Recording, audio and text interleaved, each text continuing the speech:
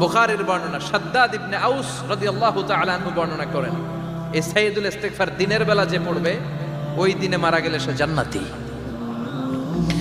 এই সাইয়্যিদুল ইস্তিগফার রাতের বেলা যে পড়বে ওই রাতে যদি ইন্তেকাল হয় ওই লোকটা জান্নাতি। মুখস্থ আছে না? কার কার মুখস্থ হাত তুলেন। মাশাআল্লাহ, তাবারাকাল্লাহ, মাশাআল্লাহ, মাশাআল্লাহ। আর যাদের নাই তাদের হোমওয়ার্ক, তাদের আল্লাহুম্মা আনতা রাব্বি লা ইলাহা ইল্লা আনতা খালাকতানি ওয়া আনা আবদুক ওয়া আনা আলা আহদিকা ওয়া ওয়া'দিকা মাস্তাতা'তু আউযু বিকা মিন শাররি মা সানা'তু আবু'ু লাকা বিনি'মাতিকা আলাইয়া ওয়া আবু'ু লাকা বিযামবি ফাগফিরলি ফাইন্নাহু লা ইয়াগফিরুদ যুনুবা ইল্লা আনতা। সুবহানাল্লাহ পড়েন। আজকে রাতে পড়ছেন, মারা গেলে জান্নাতি।